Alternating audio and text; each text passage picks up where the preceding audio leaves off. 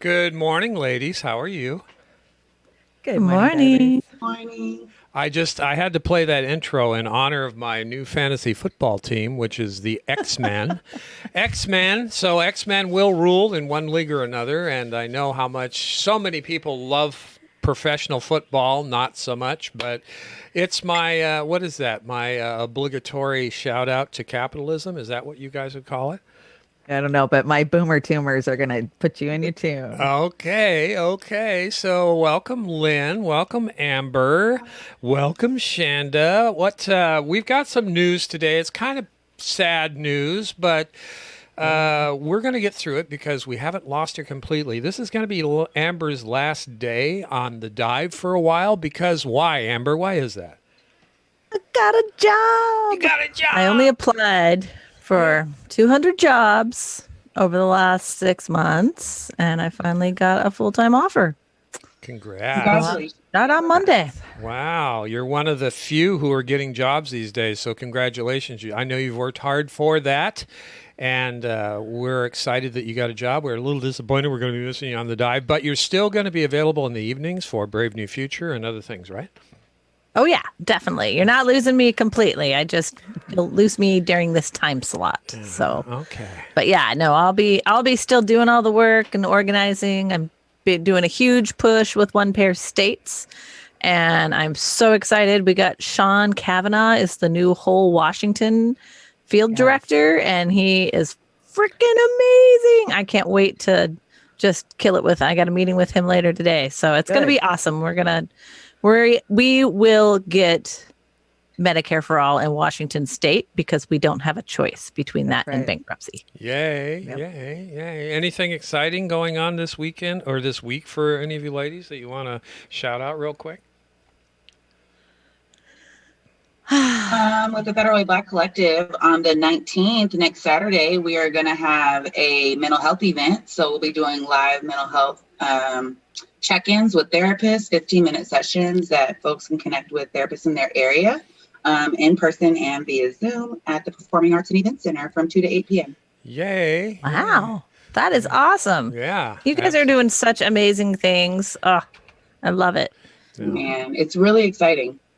Yeah, it's great that you are doing these amazing things along with some other folks out there who are doing amazing things. So that's like being steadfast in this time of pandemic and global destruction and everything else. We need to buck up. We need to do things like that and support these organizations that do these things. I've got a cover card here. I wanted to go over. Does anybody know who this is right here?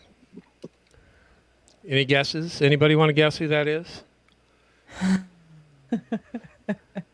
Every man in 1984. There you go. No, that's Bobby Woodward, and I talked about Bobby Woodward yesterday. He's the one that got the interview with Donald Trumpsky about the virus thing. So I guess what we should do is run this clip right now so we can get some context here. Let's punch this out real quick. You're on in order to inform the American public. Look, I think a journalist has a duty to warn. And when the president of the United States is on audio tape saying that in early February, and let's remember, early February, we really didn't know very much. The public didn't. It really wasn't in a lot of ways on the public's radar, the American public's radar. It certainly was in other countries, but it really wasn't a central issue in the United States. And there are lots of questions about the transmissibility of the virus. There were lots of questions about the lethality of it. Here you have a reporter who has the president of the United States, the head of government, on tape in early February in an on-the-record situation. I mean, that was confirmed by the Washington Post. It wasn't off the record, where the president says essentially that the virus is extremely lethal and is transmissible through the air. The journalist has that, then sees the president going out and downplaying the virus, as Trump himself admitted. He sees the president in some cases going out there and a few months later saying, you can come to my rallies, it's completely safe. He's got an audio tape of the president saying, actually, the virus is much more lethal than the flu. It is airborne. And he sits on the tape for months as tens of thousands of people are killed. Now, that doesn't mean that the deaths are Bob Woodward's fault directly. But again, I go back to the point of a duty to warn. The job of the journalist is to publish information so the public is informed. And there's two real issues here. The public should be informed, for one thing. If the president is not telling the truth, one job of the journalist is to make the public aware when politicians aren't telling the truth. And the second point here is that there's also a duty to warn about a public health crisis. And Woodward didn't do that. I mean, I don't understand how he was waking up every morning, seeing the death toll, and sitting on that tape. And look, I know the... Agreed. So, yeah, what's your feeling on that? I was quite pissed off yesterday because I thought journalists were out there to inform the public. So Come on, Oz. That changed in 2016. Like, I think we've seen the shift. Like, I'm not sure why we're surprised. Am I disappointed? Absolutely. But was I surprised? Absolutely not. Me either. Me neither. I mean, it's Like, but we knew that in March, right? We were all looking like, what are you talking about? They want to keep their job. They wants to keep his retirement. He doesn't want to make ruffle feathers. You can't do that. See, Amber, that's the problem right there. Like, keep your job for what? At the expense of literally the rest of the country? Well, it's manifest destiny. Everyone should die so yourself. You can feed your family this one particular way. You have no responsibility to the general public to do the right thing. So, I mean, I think that excuse bothers me to my soul because it just really speaks to where we're at with our moral compasses. Yeah. There's other jobs. But he'd get blackballed. You found one, Amber. Like you stuck it out, right? You didn't go find a job that like is gonna suck your soul out. You know, I think you want to be able to look yourself in the mirror. I'll let you know in 2 weeks. No, I'm just kidding. Okay, that's fair. That's fair. He didn't start yet. But I don't think so though. I think this will be a good balance. But I it's true. I don't put up with that shit. I will not work for things that I don't feel are ethical, or if I do, I say something which isn't the most popular. Maybe that's why I had to apply for 200 jobs to get one. I don't know. It's crazy out there though. It's not, journalism has been dead for a long time. And we saw large corporations buying up all these teeny tiny newspapers. Hence why we're here. Yes. And I think you're getting truth and honesty from Jordan Sheridan, from the Convo Couch, from people on the street, Unicorn Riot, doing actual journalism. You don't get that in DC. You don't get that on the East Coast. And not even in the West Coast. They're all Sinclair Media. Yeah, and exactly. Once you're syndicated in that franchise bullshit, you've sold your soul. You can't speak your mind. You can't write honest stories.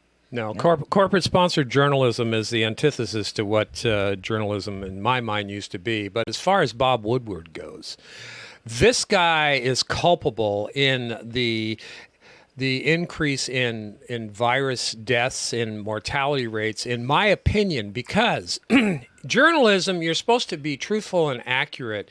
And this guy, all he did was, oh man, I've got these tapes. I'm going to let this slither around the toilet, and I'm going to make a buttload of money. It's all about money. And coming from somebody who was depicted in All the President's Men about being a hero, are you kidding me? To end up like this, I have to go with Sirota 150%.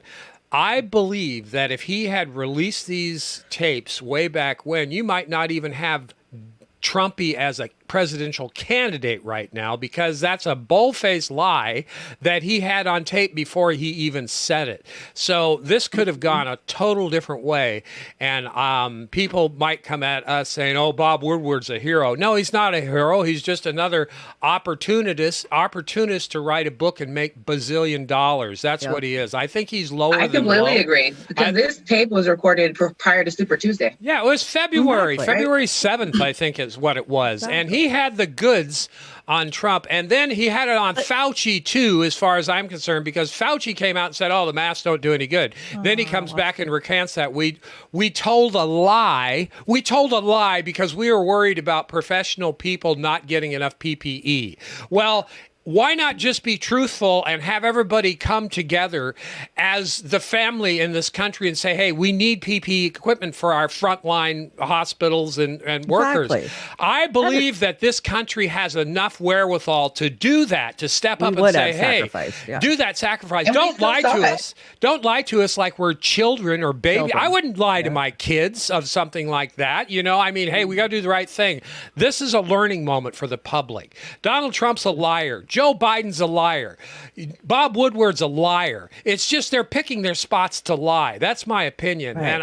And Well, the chat pointed out too that if he would have came out with this sooner, he would have lost that access that he had to Trump, and those tapes are pretty telling of how comfortable Trump felt talking to Bob, and I think that was part of the reason he held back too. I don't understand how the guy can sleep at night, because when all's said and done, I do believe he's partially responsible for the death and destruction in this country and the ongoing pandemic of the virus. So he's, to me, is a colluder, an enabler, whatever. We want our independent journalists. Do you think our independent journalists would have held on to this so they could write a book? I don't think so. The Independent Jordan or Convo Couch or some of the other ones, they would have been right out there with it, just blasting this thing. Hey, don't listen to these guys that are lying to you. So again, independent journalists out there in the streets who have the public good to give them accurate reporting on a daily basis is what we need. To hell with these corporate sponsored MSNBS, CNN, Fox, all of them. To hell with them, Turn it because they are going to do it for the money, honey. That's what they're all about, no matter how many people die. There's my rant for today. Thank you very much, Al Walsky. I think Al will like my rant. So, Thank you, Al. so I anyway. just want to say, stop feeding the fucking beast. Exactly. Turn the TV off. They're like Cancel trolls. the cable. Don't even watch clips of it. Yeah. Yep. Don't I let your agree. friends don't let friends watch mainstream media. It's so corrupt. Oh, absolutely. Anybody you know who's still watching that shit, shame the hell out of them. Yeah, I'm serious. Yeah, You want to know something? Go do some research, but I'm definitely not tuning in to channels to find it. There's a whole generation that doesn't know how to do research, though. Remember, there's a couple generations that all research was go find an encyclopedia. So they refuse to research, you know. And I see a huge swath of them realizing that MSNBC is bullshit and CNN is bullshit. So what they do, they pivoted to Fox. Like Fox isn't bullshit. I mean, come on, it all is. Yeah, Credit crap out of them, guys. Credit to independent media. Credit to Brett Baer, and I hate to say that without vomiting, but he was asking some difficult questions to the Biden campaign and the Trump campaign yesterday. I'm not advocating watching Fox. I'm keeping score, I guess, on who's That's doing the the sick right part. thing. Is Fox sounds better than the other ones. They're so fucking bad right now. Come on, I know. It's still Fox. I know it's absolutely horrible, and again, you know, we've got to get off the teat. We have John Ellis, our one of our founders, the founder of Uphill Media. He was talking about his pops. I mean, his pops believes everything that comes out of the MSNBC. I'm assuming, and he's just like heartbroken. You know, you love your parents, but my God, they have been propagandized to the point where they will jump out of a window of a 10-story building because they believe what's going on. What Rachel Maddow and Chris Hayes and Chuck Todd and the rest of the group. And if you're watching Fox, the same thing. It's just that they have different equipment going out the window. Or listening to PBS. Yeah, even PBS or NPR. NPR. They think they know it all because they listen to NPR and PBS, and we don't watch mainstream media. No, that's fucking mainstream media. Exactly. Yeah, anybody wants to debate on NPR? NPR lost anything they had. I think it was after the Telecommunications Act, but they did get. They got bought by the fossil fuel industry. That's their main sponsor. And Big NPR. Pharma. And Big Pharma. When Bill Clinton dropped the hammer, and I'll remind you, Ed Markey's bill, ladies. Ed Markey, that real progressive Green New Deal asshole. I'm gonna get you. They did that. NPR got bought up. They bought up. What's the radio conglomerate that bought Clear Skies or whatever the hell it is? Clear Channel bought all the radio stations. We're all screwed. So now Uphill Media is getting their own radio network. It's KORC up there in Oregon. Wow. We're working on that. We're making progress. Just want to let you guys know, KORC, Cork Radio, John Ellis and the board worked on it last night. We're getting our antenna up. We should be live here, I would hope, in a couple of months. And we're really excited about that. Thank you, Cheese Man. We appreciate that. So, yeah, supporting independent media. Absolutely.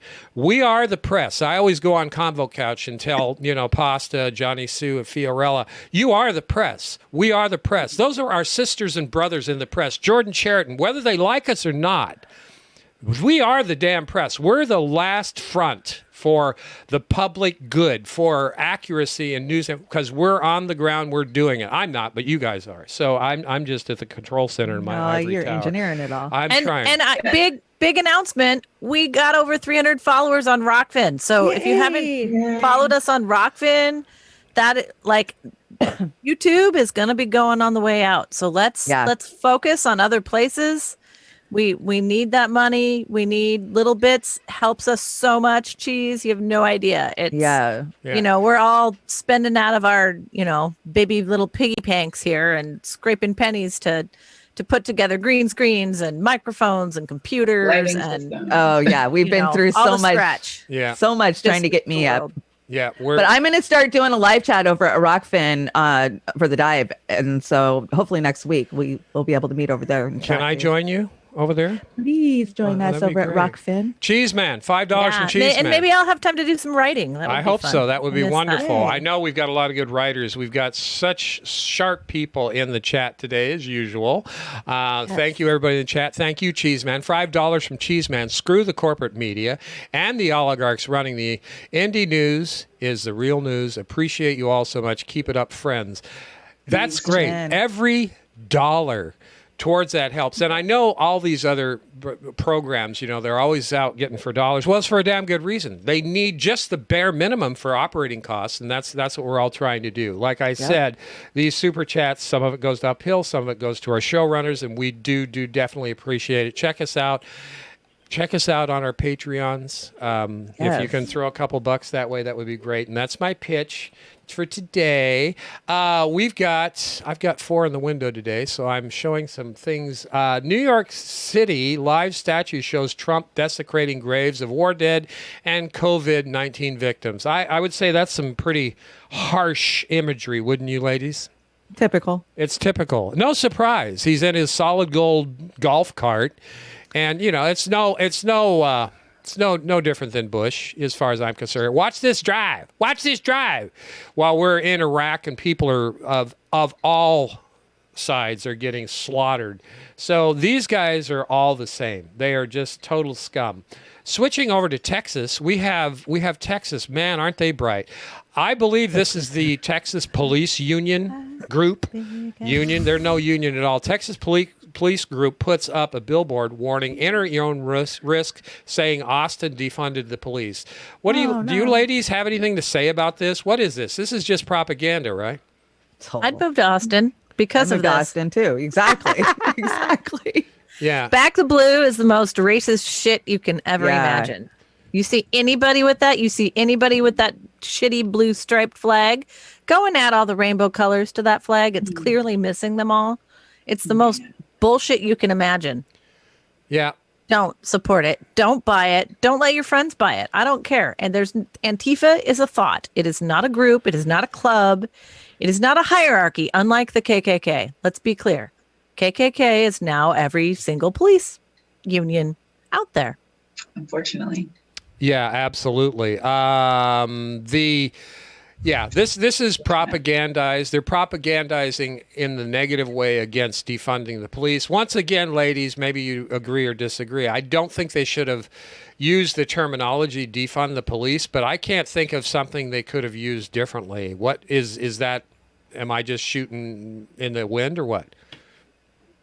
What did they use when they were taking all the money from our schools? I mean, I don't recall hearing defund, but it must have been strongly liked. Yeah. It must have been. It must have been. I mean, we've got teachers out there that are begging again for support. Less taxes. That's what it was. It's less taxes. Yeah. That's I don't know. Mine didn't go down. Yeah. Right. No, my property tax went up. Fortunately, I lived in my rent. Yeah, my wife and I live in an old 1975 Port Royale. That's a fancy name, mobile home.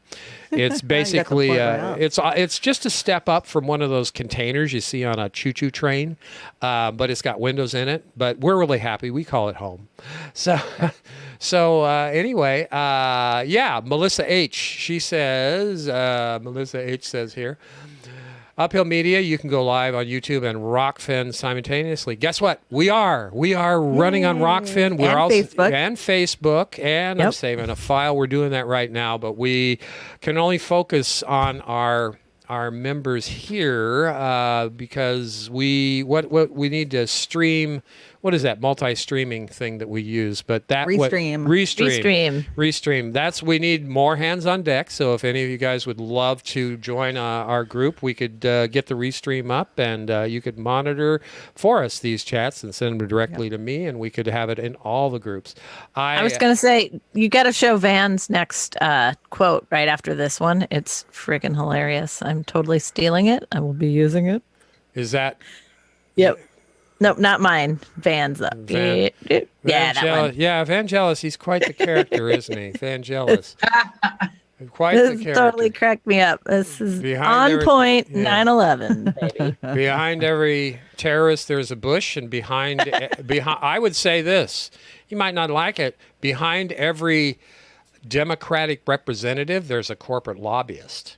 So that's I would even just say behind everything that happens like 9/11, there's a root cause. And it just seems like in the US, we seem to enjoy ignoring the root cause. Like we are completely so up in arms about the protesters, right? But they're protesting because of something that began hundreds of years ago. So in the same scenario, right? The U.S. and foreign policy, which is not covered very well in our schools, has been a bully, right? So let's acknowledge that's caused pain to people. And I'm not saying that means pain should be caused back and forth, but I'm saying we've got to at least start from a place of truth. Yeah. It's not like someone just woke up in the morning and was like, there's choices that we make as voters that create choices in other countries when we're electing people. And we need to be more responsible for that. And in other countries, when the exit polls out of primaries are as shitty as they were in New Hampshire, we go and invade and take over their elections. Yes, we do. Oh yeah, the variants of the yeah. They say, what is it in other countries? We teach them about proper democracy. Yeah, it's yes, exactly. We're the world police. What right if the variation's like over 2%, then they lose it. They say that's a flawed election. But ours we are only like had 5 to 7. 5 to 7. I saw some places where it was 10 and 11. So, and California, I'm going to tell you, the California primary was a joke. That was a joke. Thanks, Convo Couch, for covering that. Yes. All right, let's move on to something more timely. 9/11. Okay, this is all yours, Chanda. Yes, it says, yes, I will be posting around September 11th that 9/11 was a massive deception and not the work of Muslim terrorists. And no, it is not disrespectful to the victims. Supporting the lie is what's disrespectful. Yeah, the upside down book of My Pet Goat kind of gave it away for me. What is this one? This was the Dust Lady. Now, the Dust Lady was famous throughout the world for this picture. I'm sure most of us remember it. And she died in 2015. So this is old. I pulled it out of my memories. And she was 42 years old. That was from all the carcinogens that she inhaled. So it just when it gets vaporized and put in dust form, it'll kill you quicker. Yep. Instead of well, look at drinking. how many of them have died if you're following what Jon Stewart's doing. Yeah, he's been doing the front line for the firefighters and the emergency responders forever. I mean, and forever. And Congress wouldn't give them any fucking money. Talk about that give too. them medical a little bit. I want to point this out. Jon Stewart's been out there, and Jon Stewart's kind of a big name, I think, or at least he was. And how much mainstream media coverage did he actually get doing that? Very little. Very little. Yeah, I'm thinking it was a couple of. Oh, he got blackballed for it. That's why he, he pulled a Chappelle and went and got a farm and said, "Screw you all." Well, yeah, I, speaking of that, I want to go down there and farm with Jim Belushi. I hear he's growing some great weed and hemp and all that good stuff. He's smart. Jim Belushi, check his farm out. He's cultivating weed. All right, what do we got? Still more believable than the official story. Yeah, Chanda, you're such a funny girl. Yeah, I'm not going to go into the who, what, where's, when, why's. We all know. We've all seen the documentaries. There's a many questions that have not been answered. Yeah, too many questions. And again, this type of thing, for them to pull this off, they had to have help from the inside, in my opinion. Oh, yeah. CIA. Here you go. Okay, here we go. I keep running you guys off. Yeah, but never forget that this also happened on 9/11. So, the infamous Hillary fainting, and never forget the shoe. And then she popped up like 2 hours later and it didn't look like her, but it did. Yeah. Now, is that like the Gates? Is that kind of looks like them, but kind of not? Is that? I've seen those videos. Weird. The zombie snatchers. That's Wiener's wife, right? That's Wiener's wife next to her, and then. That's Wiener's wife and her girlfriend. Yeah, her Abedin. Her confidant Omar Abedin, and that's old Timmy Kaine, the Republican. Kaine. Oh no, he's a Democrat. He's supposed to be. They're all Republicans. Never mind. What the hell, boy, Timmy Kaine. You just must be confused because it's the year of the Republican. Yeah, I think so. I think so. I mean, the Democratic Republican. Sorry, I forgot. Okay. Yeah. Well. But Trump.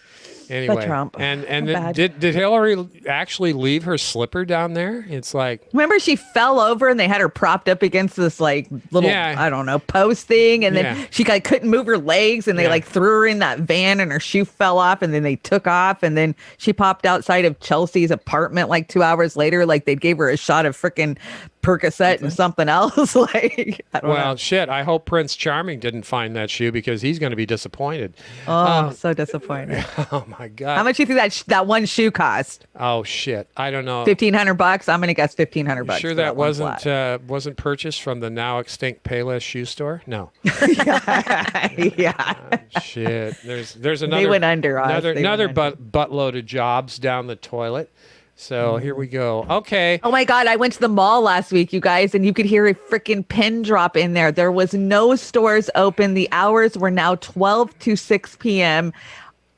I was in shock. Like, there's hardly any stores left, but the few that were in there were just dead. Like, the malls are dead. They're gone. I remember. The malls are done. Yeah, they're dead. They are. I had actually had the best Broke my shopping heart. experience because of that. Right? There's nobody in there. I'm like, you can hear a pin drop in this place. Wow, customer service is back. This is fantastic. You're the only customer in the mall. $5 racks of everything because they're trying to liquidate. Yeah. I heard somebody's trying to fight over J.C. Penney's. They want to buy J.C. Penney's for a song. I don't know. I didn't even think they had J.C. Penney's still. They're not closed. No, we got one in Squam. No, we got one in yes. Squam. Don't we have one in South Center?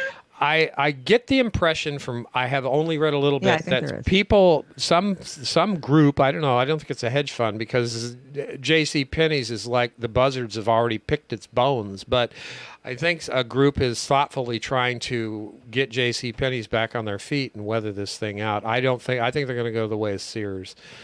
J.C. Penney's has been DOA for the last 3 years, but again, more jobs down the toilet. And pandemic doesn't help.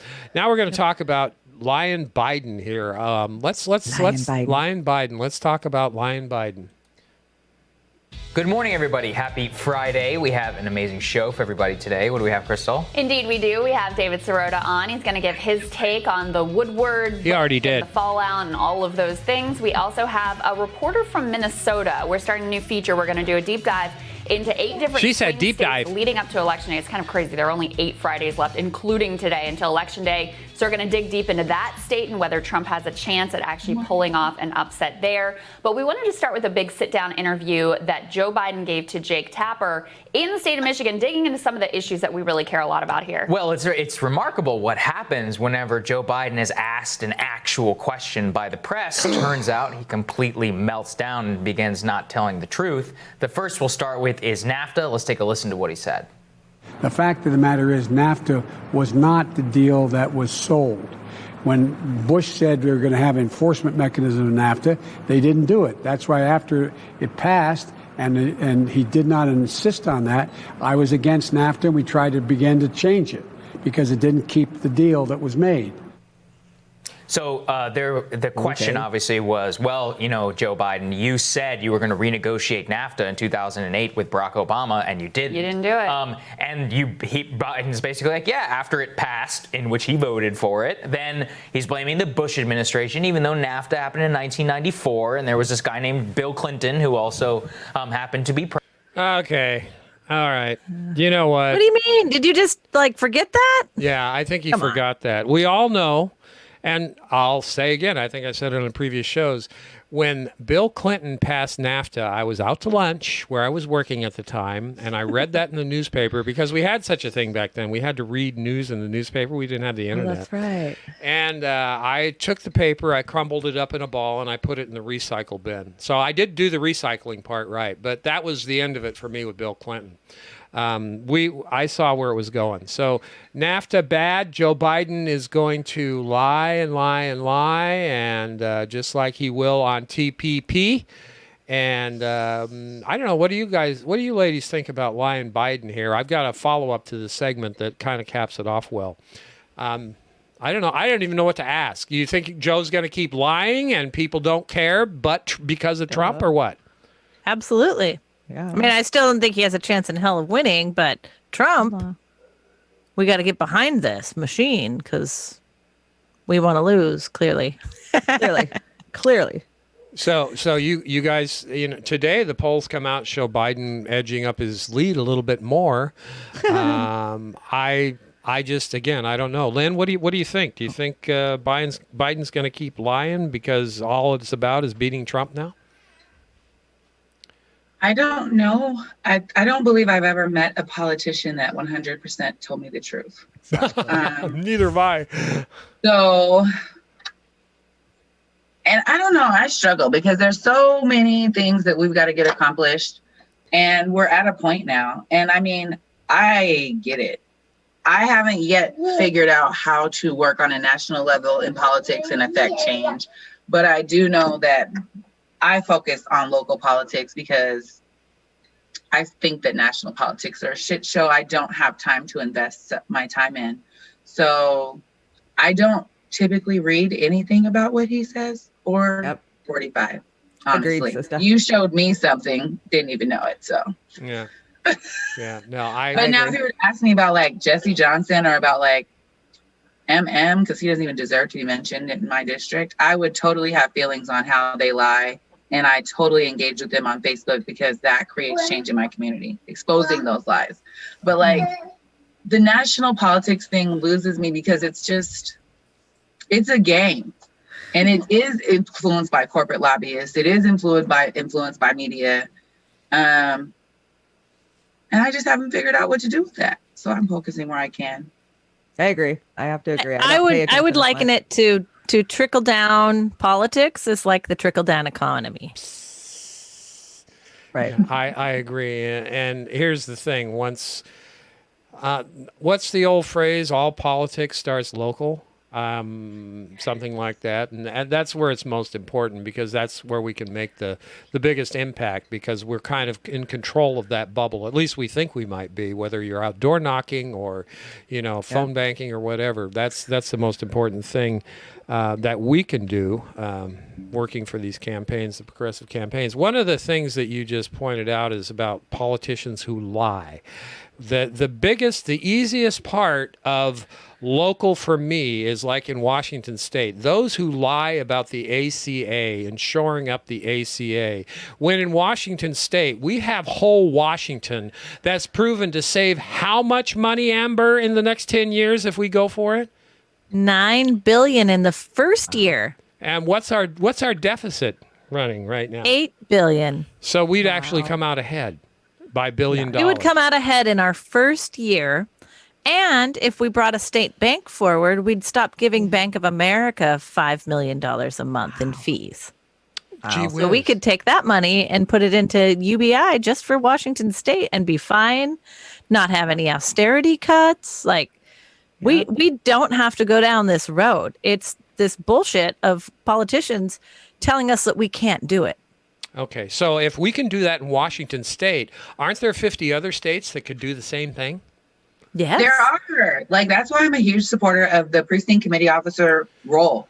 I think that's how we get involved. That's how we control our communities. Like, I know everybody in my complex, like the 250 houses underneath my, educational lens or whatever. Like, when they have questions about how to interact with city government, I'm making posts, like, I'm the executive director of a nonprofit. So sharing that information, because we are like local specific. So we're in the 30th, we're in Federal Way. So what is going on? Like, Amber, we were talking before we started the show about the skate park. Why are you bidding things? Like, who asked you for that? We could barely get into council meetings. So I'm not sure how you're spending money on things that don't involve the pandemic right now. Right. Like, without community buy-in. I'm so over it. Well, and what I'm seeing our local Democratic meetings shrink to like 2017 attendance. All anybody cares about is getting a Biden yard sign, but there's nobody showing up to do any work. The state party is funding everything through consultants. They've taken all the state money at the state level and hired consultants to do all the work. I'm seeing former Why don't congressmen. they pay the precinct committee officers? They didn't need consultants to tell them how to do that. No, not at all. But the whole coordinated campaign they is did being give consultants. LDs $2,000 this year. If you get 100% participation on your PCO scorecard, I guess. So they gave them an incentive bonus. We're Yeah, but getting how bonuses. much money went to consultants? Like, you're very right, Amber. And like That doesn't make explains a We're lot. expected to work for free. We're expected to phone bank, text bank, sacrifice our time with our children during a pandemic for free. No. It's always been for free. But Yeah, then you I see think the all four of us are backbone of the PCOs. Democratic Party is the volunteers. Pay them. Yeah, You they are pay lobbying some for of You know, them. their unions. money. You say that It's unions gone. and labor needs to be adequately paid. Yet as a state committee rep, I'm expected to invest $6,000 just to show up and vote. Let's be clear. Like, that is work. That's where we should be investing. Like, I shouldn't have to pay to be a part of these decisions. They're moving Because that of the pandemic, way. I've been able to participate at home, right? But that's a shame that we're paying consultants by the party. Yep. Yeah. Thank you, And I'm Tina. seeing it now too that candidates that were endorsed are paying the LDs now. Yep. Magical donations. And Oh, now you're getting into something we don't like to talk about, a little thing called something that everybody just knows about, right? Yep. Everybody's part of the The palm establishment. greasing? The bad word. PT money, right? It happened. slip it on in. It's all good. What are you guys talking about? I don't understand. You mean bribery? I think the official donation, term Oz. is pass right. through money. Okay. Yeah, All right. pass all right. through money. Okay. I You do with that what you will in a Google search. Yeah. But yeah, I mean, we have one up here, Rick Larson. I can speak to this. Hi, Jesus. That is my toddler. Yeah, We're toddler friendly here. Yeah, he drops money on the state party all the time. 20 grand here, 5 grand there. Buy some tables at a banquet. That's how they do it. Larson, Delpenny, Kilmer, the rest of them. They're all. I'll buy 4 tables at the Roosevelt. Yeah, they're all just pandering and buying favors. So again, it's not unique. We're coming out of Washington State, and we want to live up to the reputation of being liberal. No, we are populists in Washington State. We are progressively minded in the sense of populism. That means the 99% are our sisters and brothers, not the 1% or the 10%. It's the 99%. And I just want to get that across. Let's finish out this segment because we're really having good discussion today. This was the end of that clip about lying Biden. So tell me what you guys think after this. To see an actual substantive conversation with Joe Biden, and the fact that on a lot of these issues there is still such a massive gap between his persona and the way he portrays himself and the way he has actually behaved. One of the places where this sort of stood out to me that I thought was interesting is when Jake pushes him on, like, well, why do you think that these white working class voters in Michigan who voted for Barack Obama twice turned around and voted for Donald Trump? And what do you think is the way to win them back or to try to approach that? Let's take a listen to what Joe had to say to this. I have won all of my races with the core of my support being a combination of the African American community and working class blue collar guys. And I think that it's a matter of saying, look, I see you, I understand the problem. These are the people who are having a discussion today at the kitchen table was, look, I know your tires are bald on your car, honey, but we can't afford to get 4 new tires. Or who's going to tell her she can't go back to school this year? Who's going to tell her we just can't afford to do this? Who is going to, I mean, these are discussions people had around our kitchen table.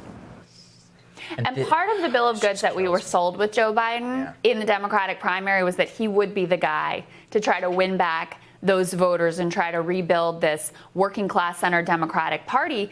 But the truth is, in the campaign, they haven't gone after those voters at all. I mean, they've gone all in on the white suburbanite, hence the highlighting of John Kasich and fricking Rick Snyder in Michigan, which is like a disastrous and awful approach in all fronts. So it's actually true that Joe Biden has done well with those constituencies throughout his career. But this year, he's completely abandoned that even attempt and has gone all in on the white suburbanite. Now, I think it may work. I think it will work. But the idea that we were sold that this would be the guy to win back the white working class, that was completely false. And it's false because of the policy issues that you're highlighting here. What does Crystal think that will work? I don't know. Maybe, I don't know. They were going, I have to disclose, the Hill has their marching orders too. They can taunt the liberal left all day long, but there are some things that they can't. They went all in on China bad the other day. They use the term communist China. There's that communist shit again.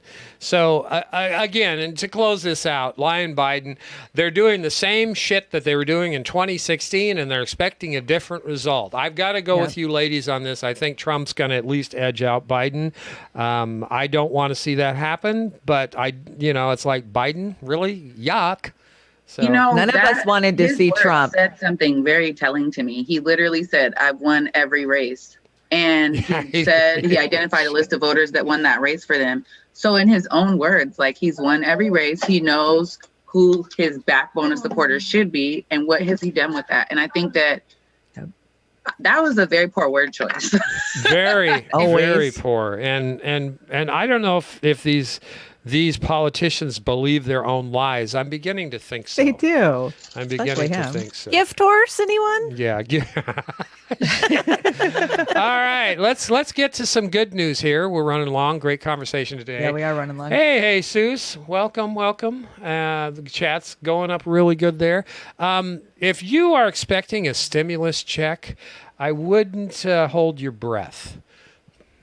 So we've got a stimulus update or non-update, as the case may be. So the Senate's skinny bill, the slimmed down package, $300 billion, much less than what was proposed weeks ago. Failed to advance in the Senate after predictably every Democrat voted against it, joined by Rand Paul, so it failed to make cloture. Yeah.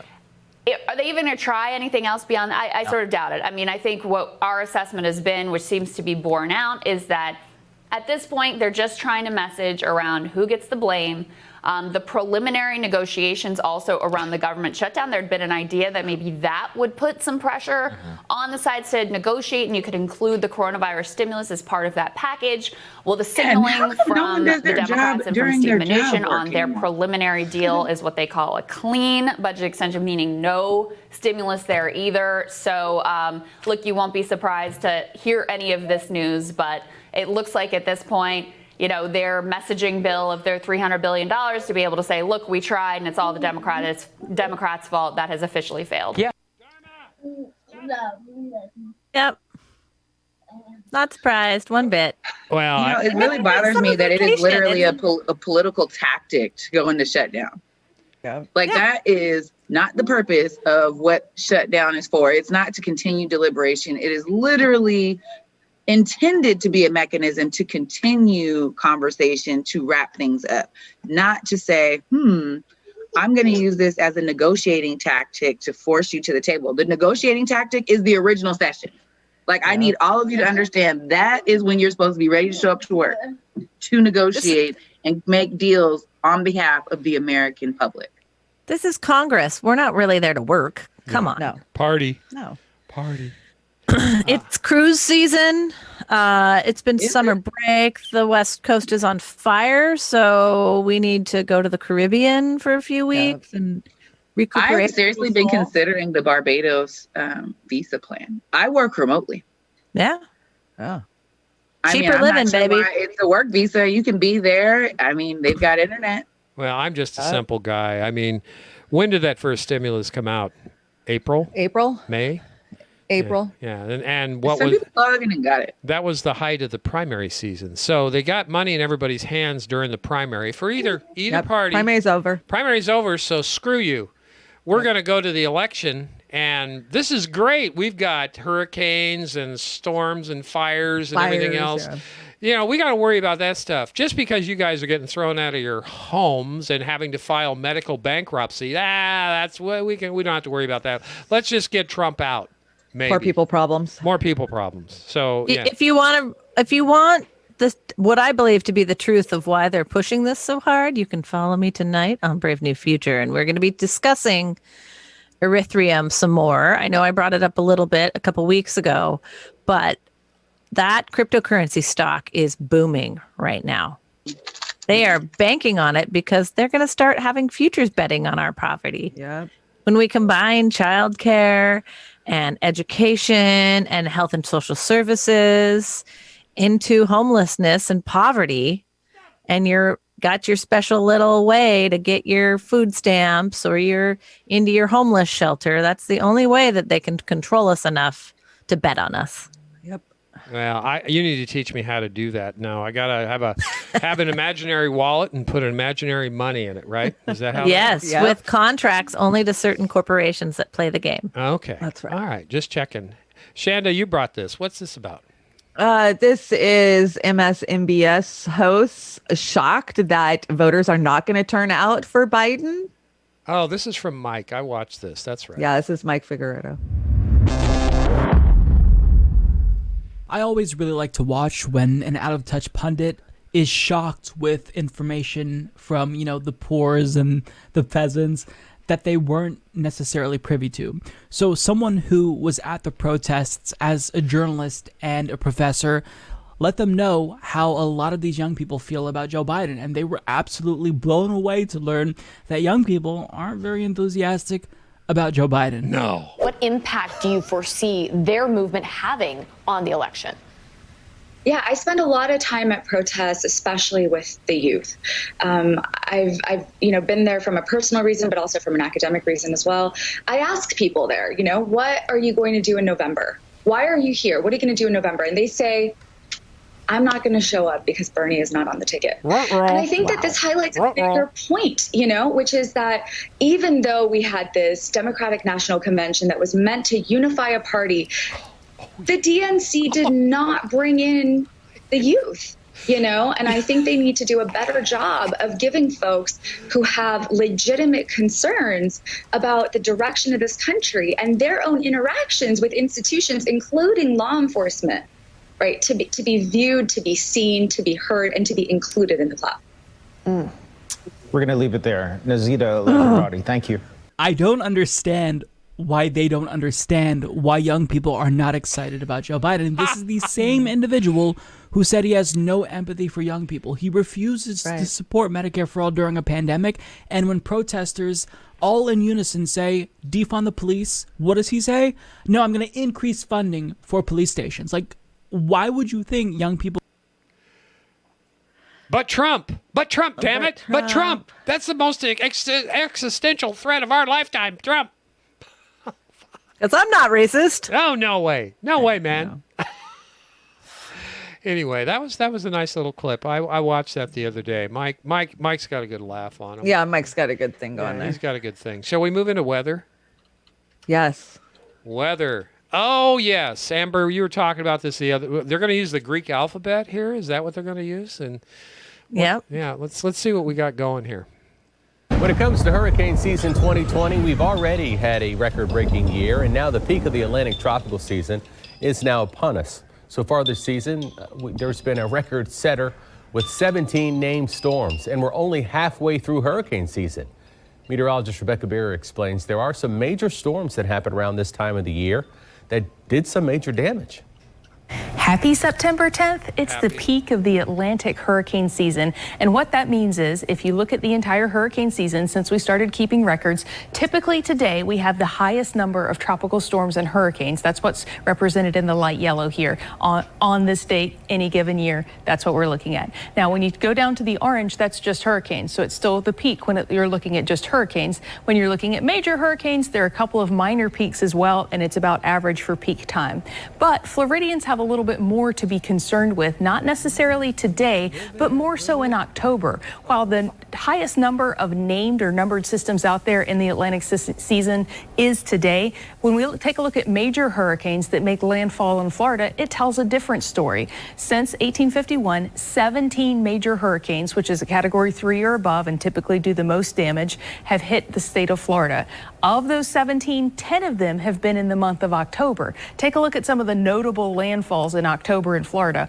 Opal, Michael, Gladys, Wilma, Floyd, Inez, and King. Now, several of these were before storms were named, if you're looking at the records there, but it's no doubt that October is unfortunately a dangerous time in terms of hurricanes in the state of Florida.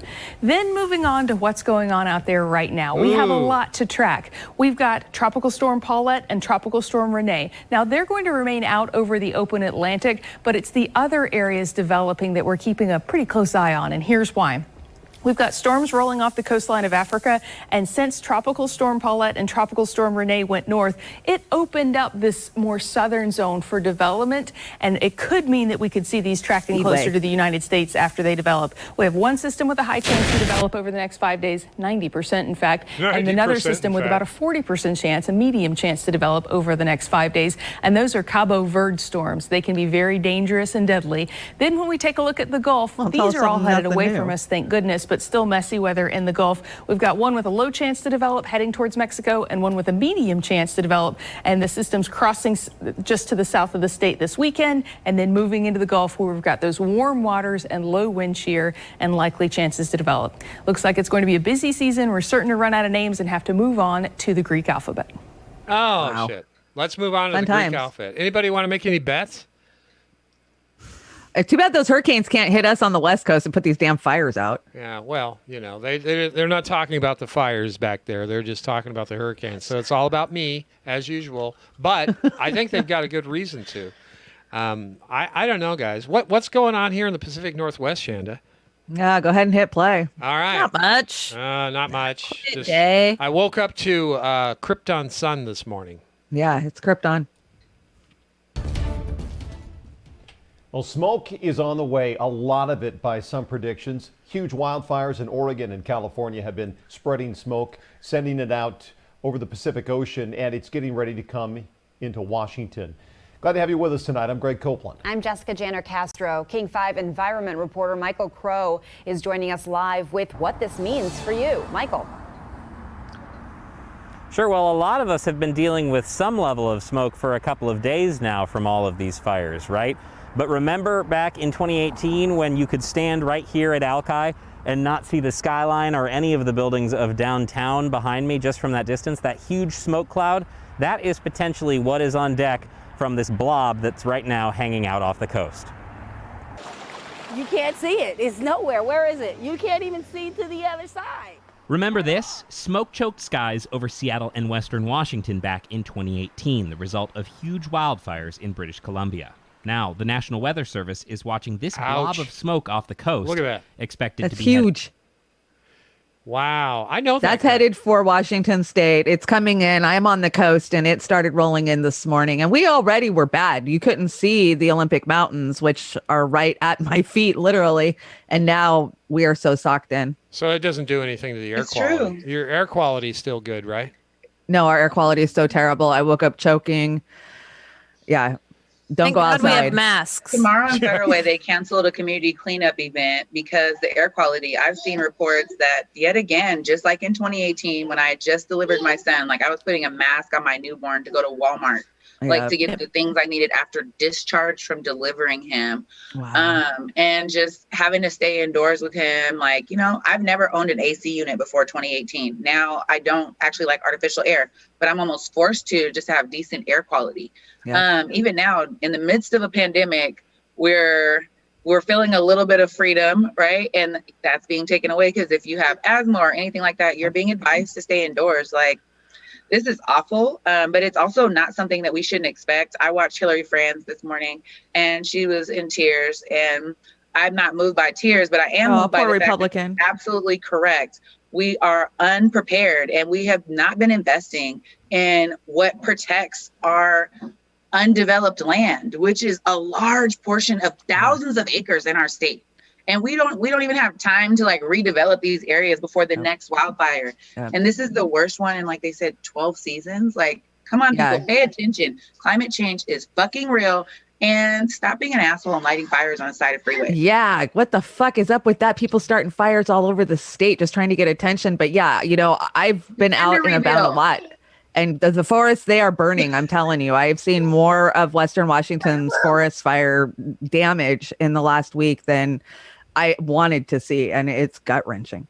Oregon is completely devastated. And we're talking devastated. Detroit Lake, Medford was evacuated. They've started evacuating Oregon City. So it's moving really close to Portland right now. There's fires on both sides of the Columbia River, up and down the border. It's really, really, really bad in Oregon. And the problem there is that people are already pretty desperate financially. And this has displaced hundreds of thousands of people already. And it's going to get worse. They evacuated Medford? Yeah, Medford was evacuated. Lincoln City. Medford's like one of my favorite places. Yeah, Lincoln City. Lincoln they evacuated. City? Yeah. Yep. My cheese? My Tillamook cheese? Like I think people are just like, oh, you know, it's like literally shit. the West Coast is burning. Yeah. Literally. The whole West Coast. Yeah. Did you see pictures of the San Highways Francisco closed Bridge? top and bottom. I heard this morning that Mammoth, California might be getting evacuated also. We lost a whole town in Washington. Yeah, I saw that. They've lost whole towns in Oregon too. A toddler died. Like, this is hyper local. The focus needs to be on this. And media's not even talking about it. Glyphosate. Biden. I don't even care about that. I'm more. And media's not even talking about it. MSNBC, CNN, they're not covering the fires on the West Coast at all. What are they covering, Chanda? Biden and Bob Woodward and Trump bad. Okay, so what's killing us right now, they're not covering. What's killing us tomorrow, they're going to cover. Okay. Well, I mean, is this something different? Have they been talking about climate change? No. Like, right. Not when they're sponsored by the fossil fuel industry. No, hell no. I'm not sure why breathing is such a foreign concept. It's necessary. Okay. Breathing good, death bad. So, Amber, you're kind of our resident person of knowledge when it comes to this. Now, all this glyphosate that they sprayed around, what happens when it burns up? And does it get burned in the fire, or does it get pushed in the atmosphere more? What? It gets pushed into the atmosphere more, but the bigger problem with using glyphosate to control noxious weeds and invasives and manage your watershed and your PUD and all of the timber companies from BC to California are spraying the shit out of it every spring and every fall, and home use runoff is everywhere. What you get is monocropping. You get a mono crop of trees. So you don't have the wild maples and the alder that have varying lengths of roots into the soil that actually bring water up from the water table to make the soil damper so that the forest is healthier and doesn't burn as bad. So when you have all, and conifers are, most of them grow in 6 inches of soil or less. Like they're very shallow root systems. So without those weeds, the forest burns. The forest burns.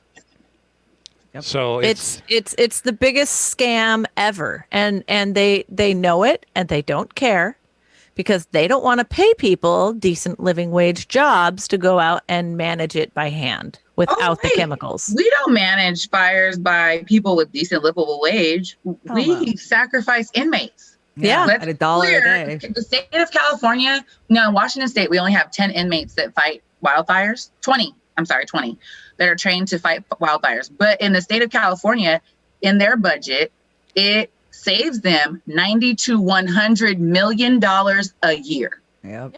Thank you, Kamala Harris. That is modern day slavery. Yep. Kamala. They pay them like $2 an hour to risk their lives. So when I hear all this about Blue Lives Matter, I'm sorry. I get that they're inmates and that changes their designation federally, but come on. Yeah. I thought you've got, if you go down to Oregon too, look at some of the correctional facilities. They're right next to your Amazon processing facility. Oh, that's handy. They are. I'm very worried about Clackamas, Oregon right now, because if Clackamas goes out, that's all of our distribution for the West Coast. I used to ride long haul. I know where the distribution centers on the West Coast are, and we're screwed if Clackamas burns. And they already had a shitty agriculture year anyway because we had early Everywhere frosts. in the U.S. has had a shitty agricultural year. Crop failures all over this country. Pay attention. So when Start saving now. When is that? When is the supply chain? When is the crop failures? When they're all coming just before Christmas. It's going to be a COVID Christmas. A COVID Christmas. You're going to have to write cozy. Write a song. Chanda and I are going to start doing karaoke. I've got lyrics in my head. Anyway, I guess the moral to this report is don't fuck with Mother Nature because she will kill you. Yep. And that's what's happening. The other thing too is they've continued to spray the West Coast, and we've got the aerosol results, and that is just tinder fire. I saw the overhead. And I'll play this later. All the aluminum and barium and strontium. It just sparks. Yeah. And you look at what happened in California and tell me that's not a direct chemtrails are conspiracy theory. Well, that's okay. PG&E is shutting down power for millions of people in California to fight the fires. Oh, don't even get me started with those assholes. All right, I won't. What do we got? Too late in the show for that. We're going to run a little long today, but these are important stories. What's this from Democracy Now! Here, Chanda? Skip that one. We already covered. It's the stimulus. Go to the second one. The second one, number 2. Okay. Number 2. What's this one? This one is the protester who was executed in Lacey, Washington this week had no gun on him. Oh, really? Well, why was he executed then? Well, because he killed a Proud Boy or some right wing. He was our Joey Gibson hiding out in the Chevron story. Okay. A couple of days ago. Okay, let's listen. On the campaign trail, Joe Biden said Thursday, if elected president, he might increase military spending even beyond the Pentagon's current record budget of $738 billion. Biden told Stars and Stripes, quote, "We have to focus more on unmanned capacity, cyber and IT in a very modern world that's changing rapidly," he said. Meanwhile, President Trump campaigned outside Saginaw, Michigan Thursday, where he spoke for 90 minutes to an overwhelmingly white crowd of several thousand supporters who packed shoulder to shoulder into an airport hangar with Air Force One as a backdrop. Red hats vastly outnumbered face masks at Trump's rally, flouting Michigan Governor Gretchen Whitmer's public health orders. Trump also wore no mask. He attacked Joe Biden as a, quote, globalist sellout. If Biden Yeah, sorry, wrong wins, clip. China wins. If Biden wins, the mob wins. If Biden wins, the rioters, anarchists, arsonists, and flag burners win. Boy, he's really Yeah, sorry, drumming wrong up. clip. He's drumming up a civil war, is what Trump's doing. Yeah, he is. He's Well, if he loses, he needs them in the street fighting for him, right? It will be. That's the They will be, yeah. definition of insanity. Okay, I mean, and Biden's talking about increasing the war budget, huh? That's just what they need. Okay, whatever. Sorry, wrong clip. Come on. Okay, well, let's move along here. Oh, wow, this is kind of cool. What's that over your head, Amber? What the hell is that? Is that? That is a $7,500 Trump painting of Nancy Pelosi spirit. That's not toilet paper. Is that toilet paper? And then I love the billboard. It says "Follow God, buy guns, and vote Trump." What's There are lines out the door like a Nike outlet for gun stores right now. They're shelter bear. What's the first lady doing down there? Giving him a toe pedicure? She's washing his feet. Oh, she's Nancy washing Pelosi's his feet. spearing him. Yeah. And what's that? That's not a six pack in that picture. It's more like a beer keg. I'm just. I think they're making him very flattering compared to the reality. Yeah, exactly. You don't have His a big COVID pop cushion belly. grew too. Damn it. Yeah. COVID cushion. Yeah. Anyway, and follow God, buy guns, vote Trump. That doesn't make sense. Any of it? Any of it. None of this makes Where sense. is your evangelical background, Oz? Come on. My okay, I can't even say that word. What's this? what's this? China's big war to the hilarious. This one's very worrisome. It should be very worrisome for all of us. Go ahead and play it. In the South China Morning Post, the super intellectual advisors of the Politburo of the CCP have suggested that Xi Jinping regime should cut the USA's access to medicines exported from the Middle Kingdom. Oh, The shit. USA is heavily reliant, for now, on imported medicines from China, thanks to the large-scale offshoring of the 1990s. Last year, about 40% of antibiotics imported to the US came from China, including 90% of chloramphenicol, 93% of tetracyclines, and 52% of penicillin, according to data from the US International Trade Commission. Many of the key ingredients for antibiotics are no longer produced in the country, with the last American-based producer of penicillin ingredients shutting down in 2004. As a result, the Chinese government advisors have suggested that bleeding America dry by cutting its pharmaceutical line is the best way to gain an advantage over the US and send a message to the world that Beijing is still very much a dominating figure in the game of Oh, shit. Yeah, so this is already affecting us. I mean, I've already encountered multiple times now where the pharmacist is calling us, telling us that she can't find the proper milligram, looking around, calling other pharmacies. Well, here, I found you 5 milligrams, so take 4 of these, and I've got you 36 days, but I don't know what we're going to do after that. So this is going to affect almost all medication because a good portion of our medication is coming out of China. Why Trump is not negotiating with Mexico and China or in Canada to fill those voids right now is fucking beyond me. And I don't know what we're going to do. What do we do in a month when important My medications pharmacist are told coming me to stock up on Tylenol for my toddler during teething. They were like, I can't order it because it's usually something I try to prescription everything I can to save myself money because of our capitalist society. Right. But she couldn't even order it. I had to buy it over the counter because she couldn't order it in that the thing you're talking about with the milligrams. It's very true. I don't think people really understand how much it would affect them. When you think about the fact that they say the average person living in America takes between 1 to 5 prescriptions. Average. What are you going to do when you go to the pharmacy and they don't have your prescription for insulin or your prescription for your blood pressure meds or your cholesterol meds? I mean, everyday things that keep people alive. Yeah, I need my crazy pills, damn it. Yeah, don't fuck with his crazy pills, man. Don't mess with my crazy pills. I gotta have those.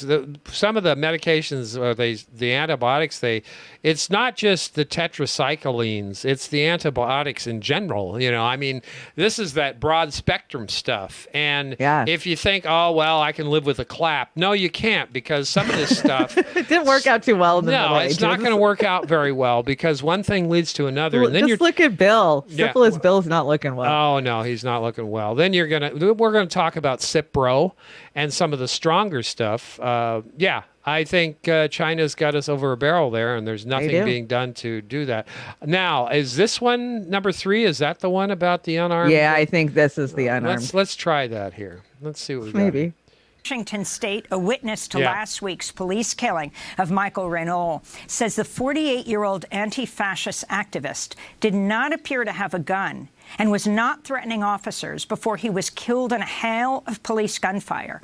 The witness, Nathaniel Dingus, says Renault was clutching his phone and eating candy outside an apartment complex September 3rd when officers in 2 unmarked cars converged on him. Dingus says the officers never announced themselves or gave commands before opening fire. The officers were serving an arrest warrant for Renault over the shooting death of Aaron Danielson, a member of the far-right Patriot Prayer Group who was killed during a protest in Portland August 29th. So no judge, no jury. We're going to execute you because you killed our side. Okay, so what? When I was talking last week and saying this thing just stunk, so this just proves it. This proves it. We knew it stunk. We knew they executed him last week. The day we heard this happen, we knew they flat out came up here and executed him because the police and All Lives Matter are fucking one. We know it. They assassinated this guy. Executed him. Oh, okay. Well, once again, independent media They won't got be it charged. right. No, they won't be charged. All right. What's They're number? federal marshals. They don't charge federal marshals. No, they were not murdered. But you see often like this normalization of violence at the hands of police officers. Like, I really don't get it. Isn't it innocent until proven guilty? Like, exactly. I Those are don't fucking get handcuffs. it. They are not lawyers. They are not judges. Completely not their role. How I can don't Jury, man, they got the hardware. how can a bunch of police go to an apartment? A guy comes out and he's popping back some jelly beans, and just gun him down. Is this the Wild West? Because that was their intention. They wanted that kid gunned down because he went on Vice and admitted to shooting one of theirs. And so it was retaliation, plain and fucking simple. But regardless, like, even if it is, like, I'm not saying that he wasn't a criminal, right? But even if he doesn't turn himself in, like, that's not their role. Exactly. Nowhere when you sign up to be a police officer or a detective or a lieutenant or a police chief does it say that you are judge, jury, or an executioner. Yep. Your job is to get them in custody for the process. That's it. And they put 7 bullets in Mr. Brooks' back, right? Yep. They know they won't be charged. They know they won't lose their jobs. They'll still get their police federal union pension. Yep. They'll probably be celebrated, honestly. They should pay these lawsuits out of their pensions. Yeah, so what's just shoot him now. Fuck it. That's their attitude. Yeah.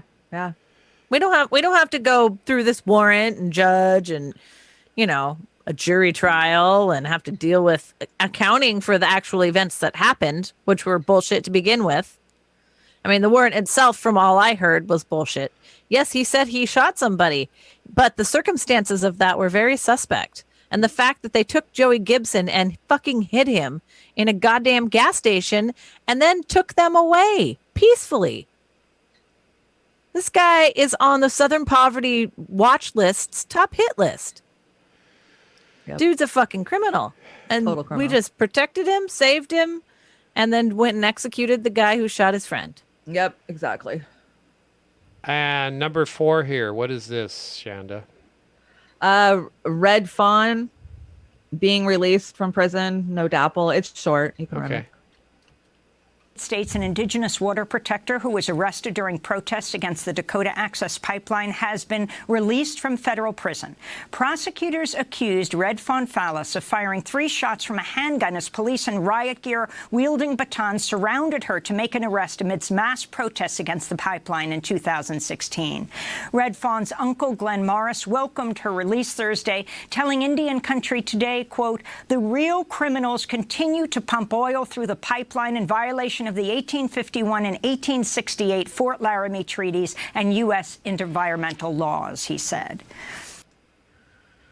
So that's a little bit of good news. If you've been following that, a lot of us that were, been fighting for water protectors. Now that one was hard to freaking follow and to see the heartbreak and the bullshit, especially, what they did to them. So that she had a right to do what she did. That was Joe Biden and Barack Obama's thuggery. Thanks, Obama. Okay, so anyway, don't preach to me from the gospel of Barack Obama or Joe Biden. They were horrible.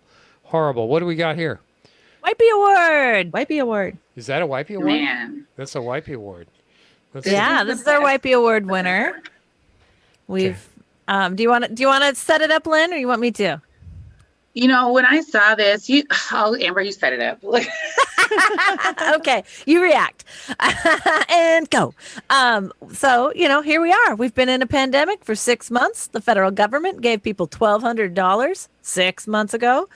Some of them never even got it. Most people didn't. For $6 a day, you too can sponsor an American. I mean, come on. Like, I could use a goat right now. I could use a hayfield, any little packet of seeds from China. Maybe they'll help me grow something this winter. Man, I'm ready to drop a jingle. Sounds right. Right? Let's do it. Because it's sad, right? I look at every other developed, quote unquote, I hate the term developed country, right? Because I'm not really sure that fits for us. We just have really nice bathrooms here. But I really think that's our major claim to fame. We just had a story that we were talking about how we can't even get our medication. So let's be clear. I think it's going to cost more than $6 a day to sponsor an American. But I mean, that's all that's what they're saying. They literally show our wealth to other countries. Like, this is how we care about our people. This horrible. Other countries set up monthly payments. Like, there's just an easy system, When I was half your cheeseburger or vegan cheeseburger. When I was growing up, they had I don't remember what the organization was. Was it World Vision or something, where you could sponsor a child from another country for $3 a day? 30 cents a day. Oh my God! So that one goes to the Wipey Award for that one. Thank you, Lynn. New York Slimes. Thank you, New York Slimes, for keep putting out that rolled garbage. My eyeballs are floating. In case you were wondering what a climate change emergency looks like, this is how many fires are burning up and down the West Coast. Shanda, you brought this one, right? Yeah, that's the West Coast. Whole thing's on fire. Not chicken pox. And no vaccine for this. And no rain on the horizon at all. No surmountable. Monday, they're calling for a little bit of rain in Washington. That ain't enough. That's not enough. Okay. Yeah, we need rain tonight. Last one. All the rain's going to Alaska right now. Oh, okay. We need rain tonight. That is. Alaska's drowning right now. Poor things. Yep. All right. And this one, teachers. This is my shout out to the teachers, Oz, but I can't read what's on her backpack if you could. All right. God, I can't either. Responsibility for public health. Parents. Personal anxiety. I can't even. Fears. Anxiety, I think. Fears, yeah. Parents' fears. They're worried about sending their kids to school. Okay. No information. Yeah, it was great. I sent the teacher the first day of school sent out an email and said, please don't separately join your child's Zoom classroom. If you want to attend, sit next to your child. And I said, and I'll take the invisibility cloak because there's no way in hell my kid's going to let me sit next to her. I don't think that's going to happen either. This leads into our last, and thanks everybody for hanging out with us. We wanted to have a particularly long show today because we want to keep Amber as long as we can. But yeah, Melissa H. definitely, let me get it over here right. Let's see if we can read it. Okay, Melissa H., Uphill Media. I got an email yesterday inviting me to join the Fans of Obama fan club on Facebook. Fun times. Yeah, what was your decision? You just love to jump into that? I think, Chanda, isn't Nancy Pelosi making overtures to you? And Amber got hers yeah. too. We're so special. We got postcards from Mama Bear, and I'll be mailer. sharing them tomorrow on Beauty and the Boomer. Oh, I can't wait. I can't wait. Guess So, I don't rate, guys. yeah. I didn't get a letter. What do we... The DCCC doesn't know where you live. Be thankful, Lynn. Maybe you haven't made enough donations to her from the Young Republicans calendar. to my house phone, though. I don't think they got the memo. Yeah. Anyway, well, what do we got coming up, ladies? We got Brave New Future tonight, Amber, right? Yep. 7:00 Pacific. It's going to be fun. It's going to be crazy. I'm going to be talking about nonprofits, Lynn. We got changes coming. It's not pretty. They're trying. Well, they're if you're trying to. talking about it, make sure you shout out to them that they should be checking out the Department of Commerce website. $20 million will be available on September 21st. So if you're a nonprofit, and none of us have gotten any funding, so tap in with the Department of Commerce. Nonprofit. On the 21st. Okay, Amber. Amber, that's on... you guys should. Yeah, Amber. Tap in. It's on your to-do list for... Yeah, get that grant wrote. For Roar Media, right? Roar Media. And you guys can hit me up because the Black Collective does small business technical assistance. We'd be happy to help. Yay! Sounds like a plan. Lynn, you got a show coming up, don't you? Or you had one? Thursday Thoughts every Thursday. I'm not as prompt as Oz, though, so somewhere between 8:30 and 9 p.m. We go Post till bedtime, baby. Whenever I decide to go. Oh, yeah. Shanda, what do you got going on this weekend? I'm going to be working on Beauty and the Boomer all day today. We're going to throw up some new graphics, have a little fun, watch Oz drink a couple of gin and tonics, and make fun of both the Democrats and the Republicans. So join us. It'll be a good time with the let our hair down and be a little dirty after dark. Yeah, we are going to let our hair down. We're going to have movies, too, I think, again. So we're movies. We're having some fun. And you can watch that on YouTube or Rockfin. You can watch it once on YouTube, then I unlist it, and it's Rockfin Premium. So sign up through Rockfin. No, there is no joke tomorrow. Sorry. No joke. I miss my brothers. Sorry. Not funny. Marcus has just had his hands filled since he got back from vacation, but he says next week for sure. Okay. So we're going to hold him to it. And then, of course, we'll be back with the dive on Monday. And Shanda should probably be teched up by then if all goes well. Hopefully tomorrow, guys. Hopefully tomorrow. Oh, my gosh. Unless we crater again. If we crater again, I'm going to just lose it. So anyway, it's been kind of an intense news day. So I anticipated this. I thought we'd go out with a kind of a mellow song. Now, this gal is relatively new. She doesn't have a lot on her channel, but she's geared up, and it looks like she's going to be around for a while before I get copyright struck, so hopefully that won't catch up. We do want to remind everybody to keep this in mind when you're thinking about the 1 to 10%, because they're not thinking about you. They could give a shit.